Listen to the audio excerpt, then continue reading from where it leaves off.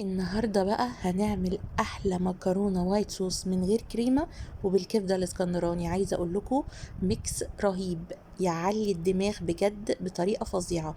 بس اعملوها بالطريقة دي وبالترتيب ده علشان الوايت صوص يبقى كريمي معاكوا كده وما ينشفش منك بسرعة.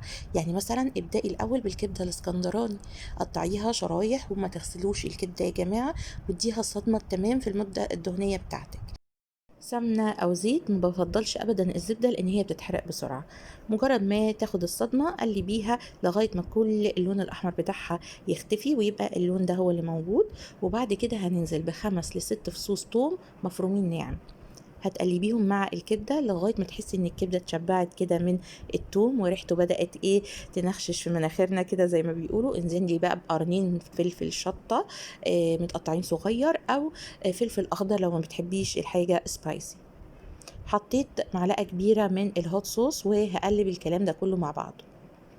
عايزه اقول لكم تقريبا ده الوقت الفعلي اللي بنعمل فيه الكبده، لان الكبده ما بتاخدش وقت، يعني انا مش مسرعه ولا حاجه. حطيت معلقه صغيره من الفلفل الاسود وحاجه بسيطه من الملح، طبعا حسب الذوق، وقلبت تقليبه سريعه كده.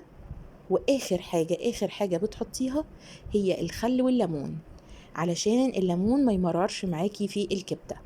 حطيت تقريبا معلقتين كبار من الخل وعصره الليمون، وهقلب تقليبه كده. وبحب احط كده في الاخر رشه سكر علشان تعادل بس الحموضه الزياده مش اكتر. وخلاص كده احنا خلصنا الكبده، نسيبها بقى على جنب، ندخل في المكرونه الوايت صوص. طبعا بتسلقي بقى المكرونه بعد كده، يعني ما تسلقيهاش من الاول علشان ما تلزقش في بعض. خلاص خلصتي الكبده، ابدأي بقى اسلقي المكرونه واعمليها. حطيت معلقتين كبار من الزبده مع معلقه من الزيت، عليهم معلقتين كبار من الدقيق، وقلبت الكلام ده كله مع بعضه.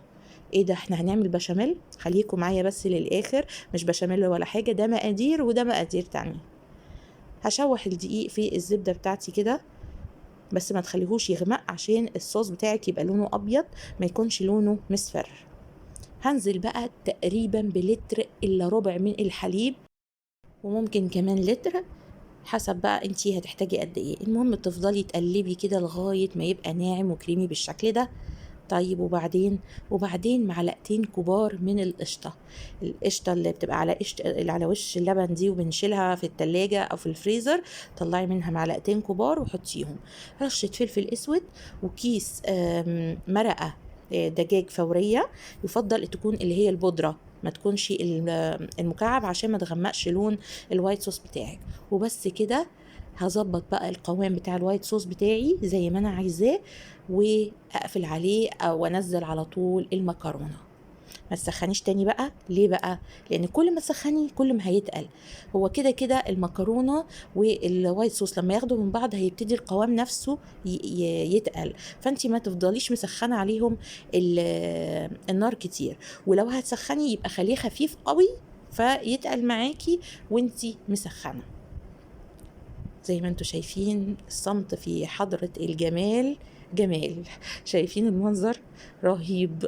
حطي على وشها بقى الكبدة الحلوة دي والصوص بتاعها، وجربوا وهتدعولي، بجد أكلة رهيبة. ألف هنا وشفا، ومع السلامة.